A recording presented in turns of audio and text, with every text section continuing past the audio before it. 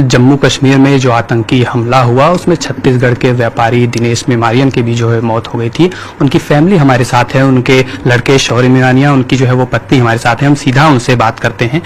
कब आप लोग जम्मू कश्मीर के लिए रायपुर से निकले थे? हम लोग 18 की सुबह निकले थे।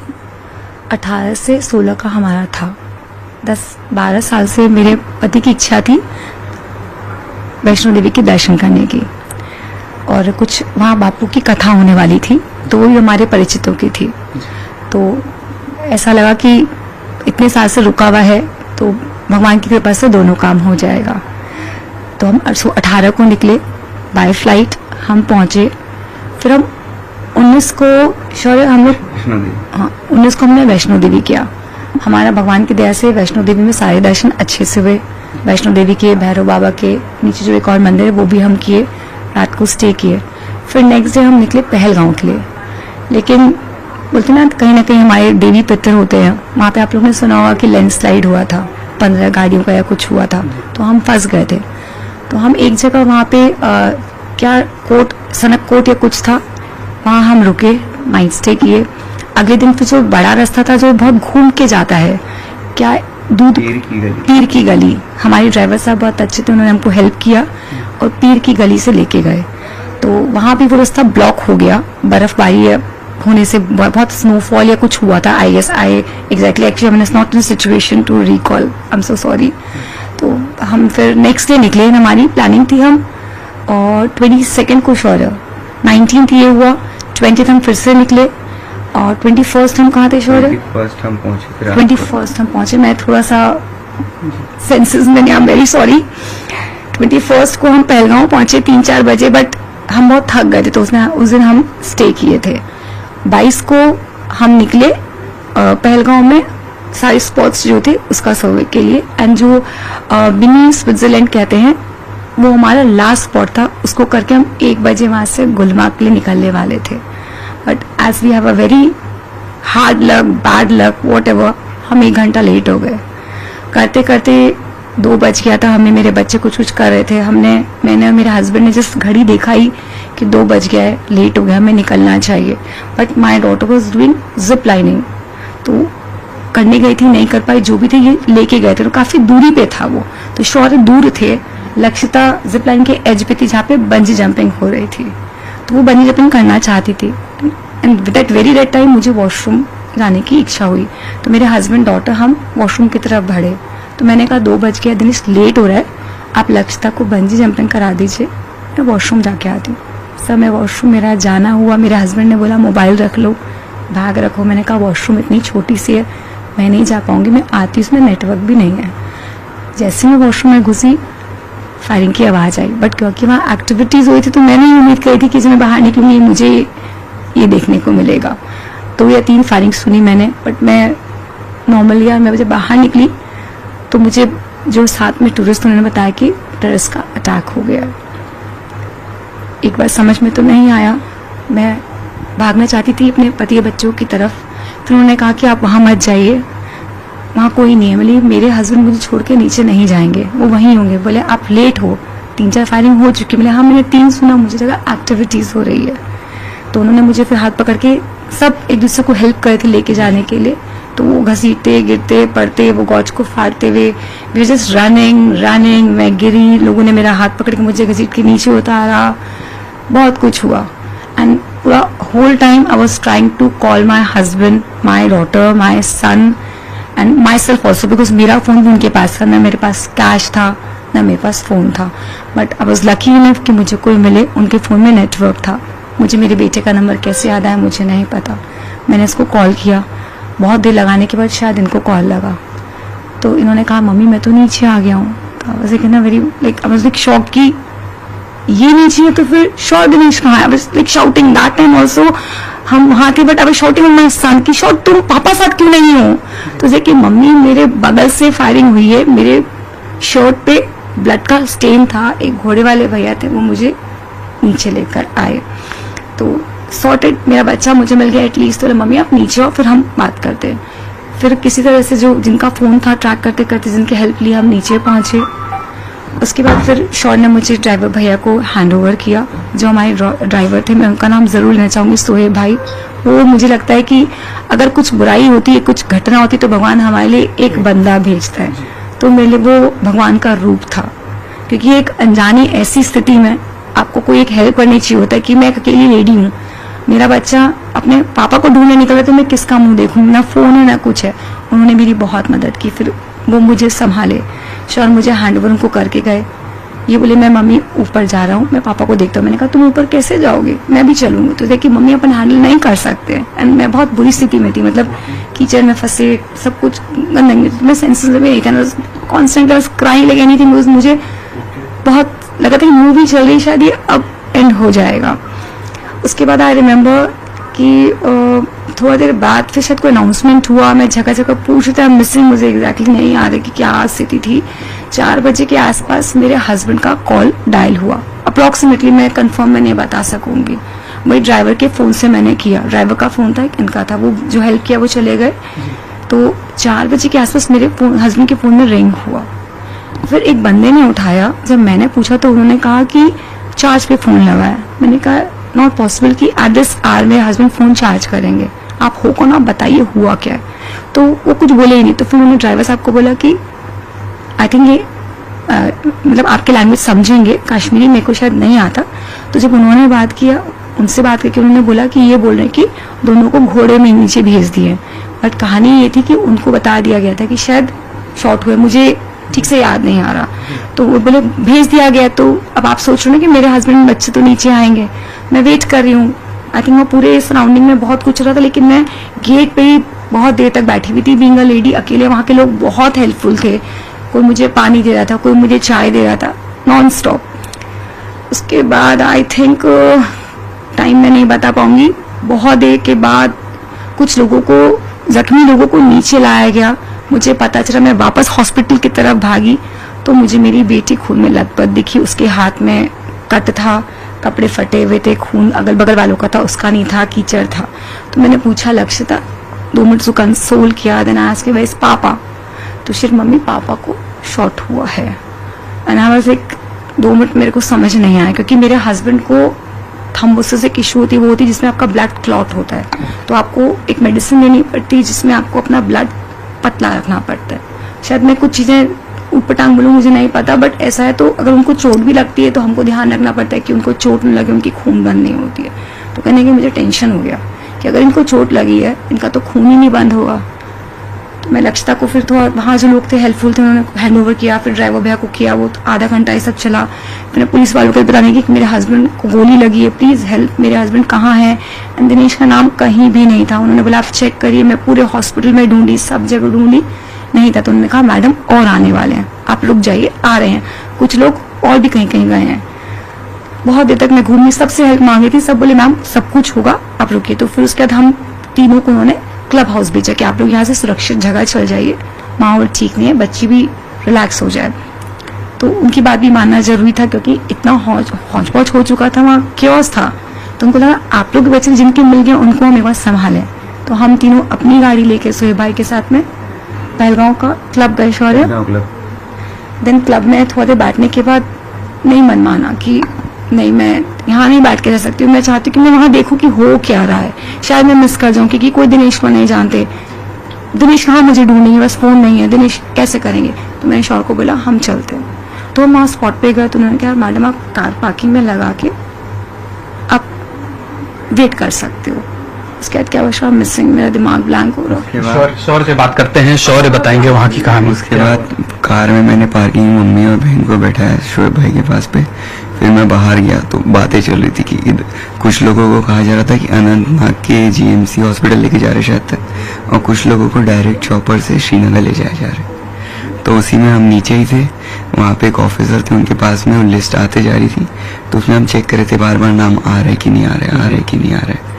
उतने में ही फिर मैं, सारी दुकानें तो बंद हो गई थी, तो मैंने वहीं बोला कि मेरे को एक फ़ोन चाहिए, बस कुछ भी करके एक फ़ोन और एक सिम। तो वहाँ पे कोई एक अंकल थे, उन्होंने अपनी दुकान खोली, पुलिस वालों से बात करके मेरे को एक फ़ोन और एक सिम दिया।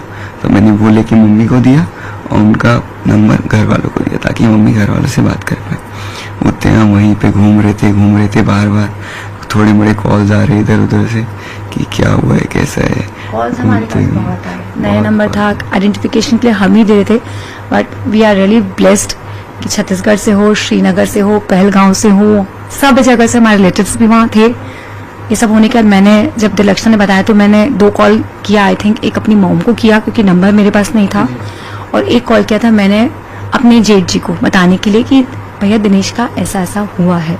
तो मम्मी को कॉल करते मेरी जो फैमिली जिनका बापू की कथा होती वो मुझे हेल्प किए, सब गाइडलाइन सेट किए मेरे लिए, सब कुछ किया उन्होंने। तो वहाँ की सिस्टम ने सबने बहुत सपोर्ट किया, बहुत फोन बजा, सबने बहुत किया बोलूंगी मैं, बट फिर भी ये सपोर्ट तब तक सक्सेस नहीं जब तक मुझे मेरा हस्बैंड नहीं मिल जाता। हम ढूंढ ही रहे थे, my son was also like whole time वो चौक पे खड़े थे, मैं भी एक लेडी थी बट मैं खड़ी थी क्योंकि मेरा मन नहीं मान रहा था भैया। एक होटल वाले वहाँ पे थे, my daughter was hungry, she was not feeling well, वहाँ उसको बैठा के उन्होंने चाय पिलाया या खिलाया। तो वहीं पे ना बहुत सारे एक गाड़ी आई पुलिस वालों की, किनके वेश में थी मुझे नहीं याद आ रहा। तो मैंने उनको पूछा कि भैया आप लोग ऊपर से आए हैं, दिनेश मेरे हस्बैंड का नाम है। तो बोले हमको नहीं पता। तो बोले हम नहीं बता सकते। उससे पहले भी कई लोगों ने बोला, तो हमने डिस्क्रिप्शन दिया था, उससे पहले हमारे पास एक कॉल भी आया था, कॉल भी आए थे डिस्क्रिप्शन के लिए, फोटो सेंड की थी हमने। फिर ऊपर से ब्लैक ड्रेस में कमांडोज वगैरह नीचे आने लगे, पुलिस वाले आने लगे, उनकी गाड़ियां वगैरह सवारी थी साइड से। तो हम पूछे तो बोले हम पे कोई इन्फॉर्मेशन नहीं, हम नहीं दे सकते, आपको जो है अंदर पता चलेगा। तो हम वहीं पे रुके थे। लाइक थोड़ा सा लकी, लेकिन ये लास्ट है, सब नीचे आ गए। बोला तो मैंने सब मेरे हस्बैंड का डिस्क्रिप्शन ये है। तो पता नहीं मुझे 6 सेंस शायद वर्क करता है, तो मुझे लगा उनके जेस्चर से लगा कि शायद वो डिस्क्रिप्शन समझ रहे हैं या वो बता रहे हैं कि अगर आपको दिनेश अग्रवाल का नाम कहीं नहीं है तो that means I could sense की कुछ मिसहैप हो चुका है हमारे साथ में। मैं और मेरे सन समझ गए थे कहने कि कुछ है, लेकिन बोलते ना आप हमेशा चाहते हो कि शायद आप कुछ पॉजिटिव हो। उसके बाद कितना देर में हमारे पास श्योर आई, अराउंड 7 बजे के बाद पे एक अननोन नंबर से ही कॉल आता है मेरे को कि आप एक बार अंदर आ जाइए। 7 to 8 के बीच पे थोड़ा टाइमिंग। तो मैं मम्मी को बोला कार में बैठो थोड़ी देर, मम्मी को आने बैठे, मैं अंदर गया। तो अंदर पे बॉडीज आ रही थी, मैं साइड से गया, मैं फोन दिखाया, नंबर से मेरे को कॉल है। तो मेरे को वो थोड़ा सा पीछे घुमा के अंदर लेके गए, फिर उनके कुछ लैंग्वेज में बात की, मेरे को नहीं समझा। फिर मेरे को टर्न कराए तो मेरे को सामने पापा का पैर दिखा, पापा का मोजे से मैंने पहचाना, मतलब पापा हैं क्योंकि पापा का एक ही सॉक्स है वो मेरे को पता है। तो वहां से पहचाना, मैं गया पापा के पास, 2 मिनट पैर के पास खड़ा था, फिर खड़ा रहा वहां पे 5 मिनट तक। उसके बाद में मैंने ऐसा फेस देखा पापा का, वाइट शीट हटाई। थोड़ी देर बाद फिर मम्मी को कॉल किया, मम्मी को बोला बस आप एक बार अंदर आ जाओ, कुछ नहीं पता बस एक बार अंदर आ जाइए आप। तो मम्मी तब अंदर आई, वहीं से मम्मी के आंख में आंसू आ गया था, वहीं से मैं समझ गया। धीरे से अंदर लाया, फिर मम्मी को दिखाया कि यहाँ पे पापा थे। जब गोली चली तो आपके भी शर्ट में कुछ छींटे आए थे, वो क्या वाकया था थोड़ा बताएंगे वहाँ पे? ऐसा जब हम ऊपर आए ना तो एंट्रेंस के पास में जिपलाइन की एंडिंग है और वो दूर पे जिपलाइन का स्टार्टिंग है। तो मेरी बहन बोली मेरे को जिपलाइन करनी है, तो मैं उसको जिपलाइन के लिए लेके गया, उसको ऊपर करें हम जिपलाइन के लिए, पर उसको डर लगा हाइट से। तो बोली भैया मैं नहीं कर पाऊंगी, वो सामने मेरे को ट्रैम्पोलिन करना है। तो मैं उसको नीचे लाया, मैं बोला यहाँ से सामने सीधा पापा है, पापा के पास जा तू, मैं साइड में काउंटर्स देखते हुए आता हूँ, फिर अपन कुछ यहाँ से खा के निकल लेंगे नीचे। तो वो वहां गए, मैं यहाँ पे काउंटर्स के पास खड़े होकर ऐसे देख रहा था, देखते देखते मैं आगे चला। तो मेरे पीछे इस साइड में कोई अंकल थे, वो अंकल को शॉट हुआ क्योंकि वो एक आध बार आवाज पहले आई। अच्छा। तो मैं समझा नहीं कुछ, मेरे को क्या पता जी फायरिंग हो रही, आवाज आई, मेरे को नहीं पता फायरिंग, क्योंकि फायरिंग होती बदरमश थी, वो नॉर्मल था। तो उनको शॉट हुआ, तो मेरे यहाँ पे ब्लड क्या छींटे आए। तो मैं पूछा तो रेड था, मैं देखा यहाँ पे अंकल थे। तो मेरे को सामने से किसी ने धक्का दिया, तो मैं पीछे गया और टेबल्स के नीचे लेटा, और भी पब्लिक थी। तो पर टेबल्स में उनकी प्लास्टिक, तो बुलेट से ना टेबल ही हिल रही थी पूरी। तो हम रेंगते उस साइड का गेट है, गेट पे गया, गेट पे हॉर्सेस वगैरह वहां पे पार्क होते। तो वहां पे मेरे हॉर्स वाले ने मेरे को देख लिया, मैं वहां से कॉल लगा रहा, मैं अंदर नहीं जा पा रहा क्योंकि सामने से फायरिंग हो रही है। फिर शायद तक वो लोग वहां पे भी आ गए थे हॉर्सेस के पास, पे हॉर्सेस को भी किल किया। तो मेरे घोड़े वाले ने मेरा हाथ पकड़ा और मेरे को दौड़ाते हुए नीचे लेके आ गया। तो मैं नीचे आके रुका था, वहीं जहाँ से नीचे उतरते हैं वहीं पे मैं बैठा हुआ था कि जहाँ सवारी देख रहा हूँ, कॉल पे कॉल लगा रहा, ऊपर नेटवर्क इशू है, नीचे है कॉल लग ही नहीं रहा किसी का, एक भी कॉल नहीं। तो थोड़ी देर मम्मी आई, फिर और कॉल पे कॉल, फिर थोड़ी देर बाद ऐसे बहन का कॉल आता है मेरे को रोते रोते कि भैया मेरे हाथ पे कट लगा है, पापा को गोली लगी है। क्या बताया उन्होंने, कहाँ पे गोली लगी? वो कुछ नहीं, रो रही थी। किसी कॉल, फिर किसी अंकल ने कॉल लिया, बोले अभी हम नीचे ही आ रहे हैं, आप रेस्क्यू वालों के पास में रहिए। तो एक साइड में वो आर्मी वाला था, वहां से मैं ये हॉस्पिटल के पास पे गए, तो वहां पे बहन मिली। बहन ने बताया कि बहन और पापा साथ पे थे। बहन पापा का हाथ पकड़ के खड़ी थी ट्रैम्पोलिन के सामने में। कोई एक बंदा आया गन लेके भागते भागते सामने में, उसने पापा को बोला कलमा पढ़ने को। पहले क्या बोला आतंकी ने गोली मारने से पहले? आए बोले कलमा पढ़िए। अच्छा, फादर को बोला? फादर को बोला, तो नहीं पता पापा को। तो जी बिल्कुल। तो पापा ने अपना चश्मा और कैप निकाली, ओके। उतने में शॉट कर दिया। तो पहले गोली चलाने से पहले उन्होंने पूछा कि कलमा पढ़िए, उसके बाद फायर किया। उसके बाद फायर किया, पापा को शॉट किया, पापा गिरे। बहन थी बाजू में, कोई अंकल जी थे, उन्होंने बहन को ऐसा पकड़ा पीछे में, तो वो अंकल जी को भी उन्होंने बोला कलमा पढ़िए। अच्छा, जो आपकी बहन है उनको अंकल ने पकड़ा? पापा थे पीछे में, कोई अंकल जी थे, जी। तो पापा को शॉट, तो अंकल ने बहन को पकड़ लिया, बहन डर गई बोली। ठीक। तो वो अंकल जी को बोला कलमा पढ़िए। अच्छा, उनसे भी सेम सवाल किया? सवाल किया, जी। तो उनको भी नहीं पता था, तो उनको सर में शॉट किया गया सीधा। ओके, मतलब सबसे फायर करने से पहले वो कलमा पढ़ने की बात कह रहे थे। कोई तीसरा बंदा भी था पीछे पे, अच्छा। उनको बोला गया कलमा पढ़िए, उन्होंने पढ़ दी। अच्छा। उनको बोला आप जाइए। अच्छा, तो जिन्होंने कलमा पढ़ दिया उन्हें छोड़ दिया? दिया गया, और बच्चों को और लेडीज को नहीं कर रहे थे, उनकी बहन एक बात ये है, जिन्होंने कलमा पढ़ा उन्होंने हमारे बच्चों को बचाया, वही हमारी बेटी को और वो ग्रुप को बचा के लेकर आए। जी। जिन्होंने कलमा पढ़ा उन्होंने ही बचाया, ये बहुत अच्छी बात है। मेरी बेटी को वो बचा के वही लाए, जी। और लक्ष्य को एक लाइन सिखाया भी, बेटा अगर पूछे तो आप ही बोल देना, दूसरा दिन मत आए कि आप घबराहट में भूल गए हो। जी जी। मेरी बेटी को उन्होंने एक लाइन भी सिखाया कि बेटा अगर वो मिले तो आप लाइन बोल। तो ये जब पूरा इंसिडेंट हुआ तो उसके बाद जब आप लोगों की बातचीत हो गई होगी आपस में, 3 लोग जो बैठ के बात किए होंगे, लक्षिता ने क्या बताया आपको, कैसे वो घटना हुई थी, वो कहाँ बैठे थे? आप तो दूसरी जगह थे, आप भी दूसरी जगह पे थे। मैंने आपको जो बताया ना जी। कि कलमा वगैरह वाला, मैं तो नीचे था। जी, आप नहीं थे। उसने मेरे को जितना, उसकी भी आप कंडीशन समझ पा रहे, जी जी। तो उसने मेरे को जितना बताया मैंने आपको वो चीज बता दी है। उनके भी हाथ में थोड़ी चोट लगी है। वो जब उनको वो अंकल थे ना जिन्होंने कलमा पढ़ दी, वही उनको ला रहे थे, तो उस समय क्या गेट एंड में था, तो जितने भी लोग बच गए थे वो लोग फेंस को पार कर रहे थे, तो पार करते करते उनके हाथ पे कट आ गया। अच्छा। वो चोट है उनके हाथ में, लक्कू के हाथ पे। तो इस घटना के बाद कितना सपोर्ट मिला वहाँ लोकल लेवल पे, या छत्तीसगढ़ सरकार से या भारत सरकार से? देखिए सपोर्ट मिला, तब मैं आज आपके सामने बैठी हूँ अपने दोनों बच्चों को लेकर। सपोर्ट तो मिला। देखिए सरकार वाली बात तो मैं क्या बताऊँ, देखिए मेरा फ़ोन, बैग, कैश सब मेरे हस्बैंड के पास था। जी। मैंने नया नंबर लिया, मेरे पास नंबर ही नहीं है। तो अगर मुझे सरकार मेरी कहीं मदद करने के लिए कॉल कर रही होगी तो वो मुझ तक पहुंच नहीं पा रही है। और कहीं कुछ है तो देखिए मैं अभी अनजान बैठी हूँ मेरे घर पे, मैं मेरे पति के गम में हूँ, अपना घर अपना बच्चा संभाल रही हूँ। तो क्यों नहीं करेगी हमारी सरकार? करेगी, जब क्यों नहीं करेगी? मुझे पूरी उम्मीद है कि शायद दिनेश को शहीदों का दर्जा दिया जाएगा, क्योंकि जिस तरीके से हमें श्रीनगर से विदा किया गया, शहीदों वाली सब कुछ इज्जत दी गई, आप लोग ने सब देखा ही है टीवी में, तो बस शहीदों का दर्जा मिल जाए, मेरे बच्चों का फ्यूचर सिक्योर हो जाए, यही तो है। करेगी सरकार हमारी, मुझे उम्मीद है।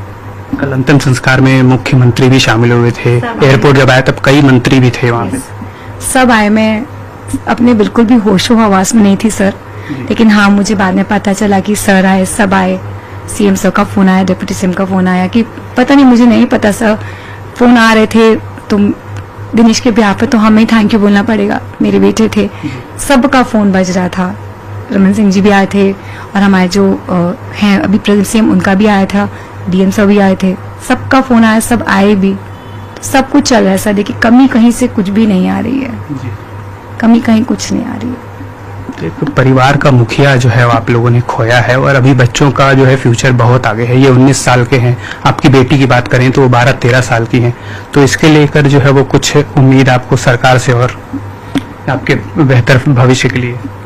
देखिए सर, इस बात का तो अभी हम उस स्टेट में ही नहीं है कि हम इस बात का कुछ सोचें। जी। अभी पापा की उसमें ही है हम कि अभी ये सब चीज़ें आ नहीं रही दिमाग में, हमको कुछ चल नहीं पा रहा है, कुछ समझ में नहीं आ पा रहा है कि हम फ्यूचर का सोचे कुछ भी। पर जो भी है इतना पता है कि सरकार ने हमको इतनी मदद की है पापा को वहाँ से लाने में, यहाँ तक कि मैं अभी भी सब आए हैं, तो हमको भरोसा है अपनी सरकार पे पूरी कि वो करेगी। एक रोड का नाम भी आपके फादर के नाम पे जो है वो करने की घोषणा मुख्यमंत्री ने की है। हाँ, मुख्यमंत्री जी ने कहा था कि एक रोड या चौक में से हाँ। एक फादर के नाम पे किया जाएगा, की थी। कुछ अदर स्टेट से भी जो गए थे वहाँ सिविलियंस, उनकी भी जो है वो हत्या की गई आतंकवादी द्वारा। वहाँ से भी मांग उठ रही है लगातार कि उनको भी शहीद का दर्जा दिया जाए, कुछ नौकरी दी जाए, कुछ मुआवजा दिया जाए। इसको लेकर आप? मैं नहीं बता पाऊंगी क्योंकि मैं तो अभी दुनिया से अनजान हूँ। मेरे घर के गली के बाहर ही क्या हो रहा है मुझे वो नहीं पता भैया, तो मैं दूसरे स्टेट्स का तो कैसे बता सकती हूँ। शहीदों का दर्जा तो बिना कहे अभी कुछ हद तक सरकार ने दे ही दिया। जब अमित शाह जी आके इतना इज्जत से हमें आज विदाई दी है तो मुझे लगता है वो शहीद ही हो गए मेरे पति। तो बस उसका जो एक लीगल तरीके से सम्मान मिलना है, मुझे उम्मीद है कि मुझे जरूर मिलेगा, मेरे पति को जरूर मिलेगा। उसमें मुझे नहीं लगता कि कहीं कुछ कमी रखी जाएगी। केंद्रीय गृह मंत्री अमित शाह से आप जब मुलाकात हुई, क्या बातचीत हुई, क्या उन्होंने कहा आपसे?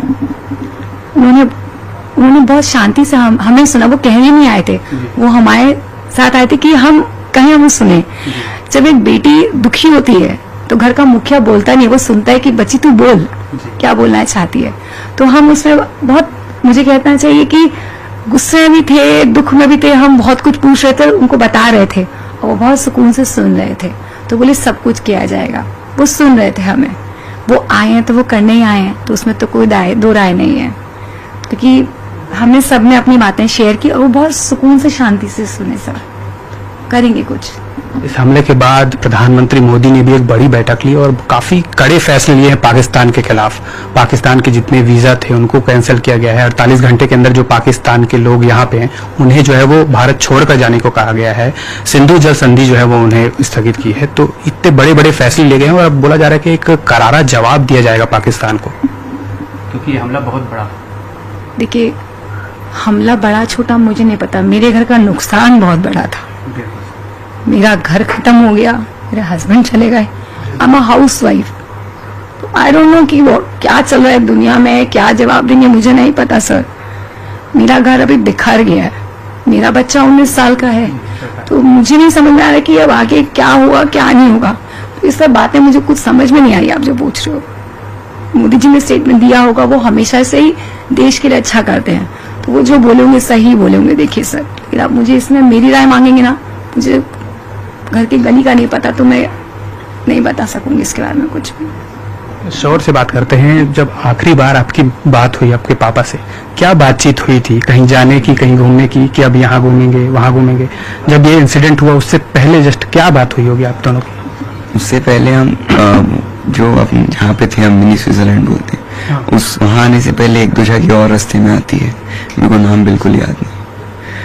तो वहीं से हम घूम के आए थे, नॉर्मली हंसी मजाक चल रहा था, मजाक कर रहे थे अच्छे से बातें करते करते, कि पापा बोल रहे थे लेट हो गई है, चलो घूम लो तुम, थोड़ा खा के निकलते हैं। हंसी मजाक ही चल रहा था और क्या चलेगा। उस दिन घर वालों की एनिवर्सरी थी, उसके लिए बातें चल रही थी, बस उसी में। देखिए ललित, ये है दिनेश मिरानिया के बेटे शौर्य, उनकी पत्नी, जो बोले कि उस दिन जो है वो काफी खुशनुमा माहौल था और जो है एनिवर्सरी की बातें हो रही थी और उसी दरमियान जो है आतंकी हमला हुआ और उन्होंने जो है वो अपने पिता को खो दिया, एक पति को खो दिया। तो एक बड़ी दुखद घटना थी ये जम्मू कश्मीर में, जब आतंकवादियों ने हमला किया और करीब 27 पर्यटकों को जो है वो मार दिया। उनकी पत्नी का कहना है कि उनका काफी बड़ा नुकसान हुआ है। इसके साथ ही उन्होंने केंद्र सरकार, राज्य सरकार का भी जो सहयोग उन्होंने किया है उसका जो है वो धन्यवाद जताया। जी ललित।